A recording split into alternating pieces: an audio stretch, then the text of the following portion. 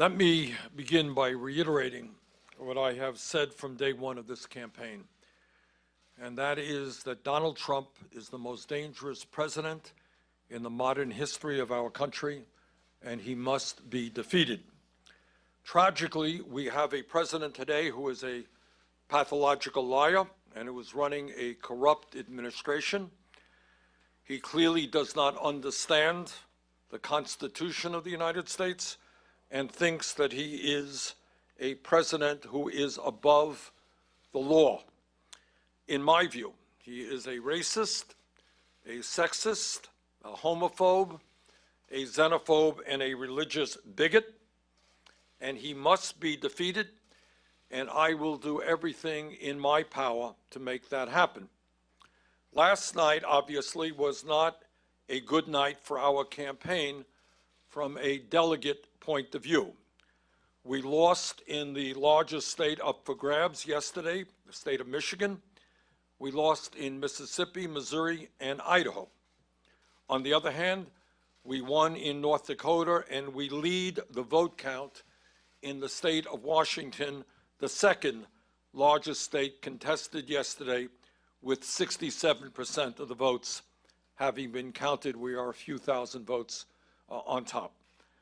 What became even more apparent yesterday is that while we are currently losing the delegate count, approximately 800 delegates for Joe Biden and 660 for us, we are strongly winning in two enormously important areas which will determine the future of our country.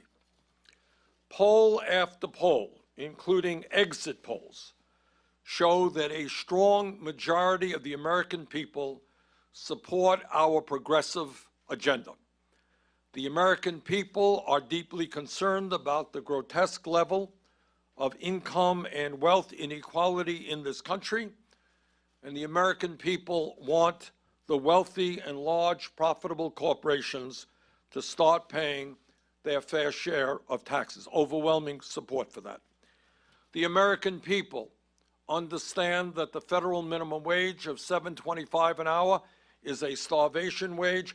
They want to raise the minimum wage in this country to a living wage of at least $15 an hour. And the American people understand that if our kids are going to make it into the middle class of this country, we must make public colleges and universities and trade schools tuition free.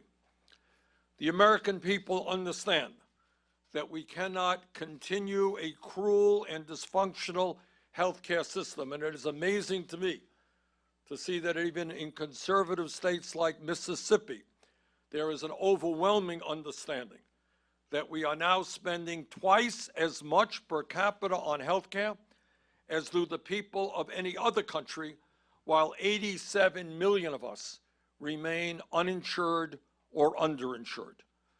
And this crisis, this absurd healthcare system, is becoming more and more obvious to the American people as we face the challenge of the coronavirus pandemic that we are currently experiencing. Imagine facing a pandemic and having 87 million people who are having a difficult time going to a doctor when they need. And the American people know, unlike Donald Trump, that climate change is an existential threat to our country and the planet, and that we need to transform our energy system away from fossil fuel to energy efficiency and sustainable energy. And the American people also know that we need fundamental transformation of a broken and racist criminal justice system, as well as a cruel immigration system that keeps millions of people living in fear. But it is not just the ideological debate that our progressive movement is winning. We are winning the generational debate. While Joe Biden continues to do very well with older Americans, especially those people over 65, our campaign continues to win the vast majority of the votes of younger people. And I am talking about people not just in their 20s, but in their 30s and their 40s. The younger generations of this country continue in very strong numbers to support our campaign. Today, I say to the Democratic establishment, in order to win in the future, you need to win the voters who represent the future of our country, and you must speak to the issues of concern to them. You cannot simply be satisfied by winning the votes of people who are older. While our campaign has won the ideological debate, we are losing the debate over electability. I cannot tell you how many people our campaign has spoken to who have said, and I quote, "I like what your campaign stands for. I agree with what your campaign stands for, but I'm going to vote for Joe Biden because I think Joe is the best candidate to defeat Donald Trump." End of quote. We have heard that statement all over this country. Needless to say, I strongly disagree with that assertion. But that is what millions of Democrats and independents today believe. On Sunday, I very much look forward to the debate in Arizona with my friend Joe Biden. And let me be very frank as to the questions that I will be asking Joe. Joe, what are you going to do for the 500,000 people who go bankrupt in our country because of medically related debt? And what are you going to do for the working people of this country and small business people who are paying on average 20% of their incomes for health care?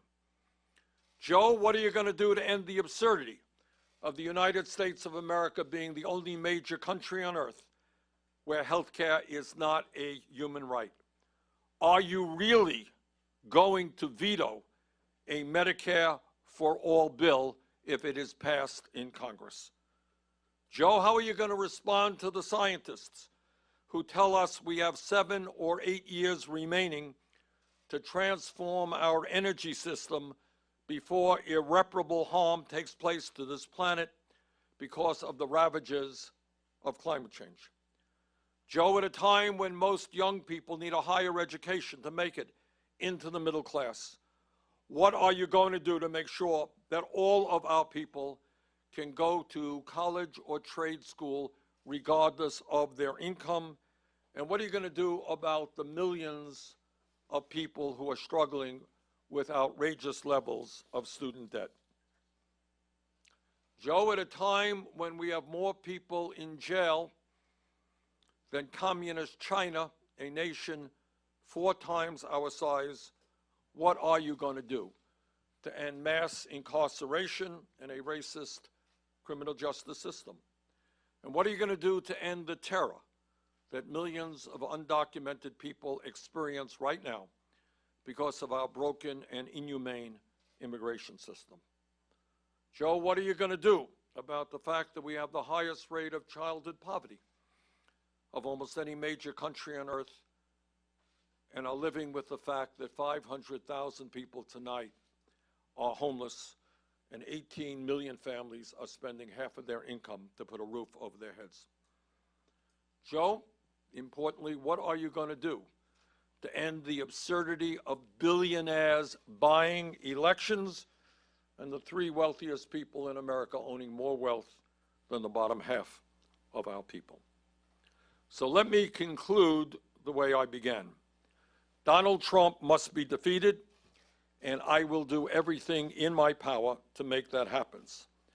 On Sunday night, in the first one-on-one debate of this campaign, the American people will have the opportunity to see which candidate is best positioned to accomplish that goal. Thank you all very much.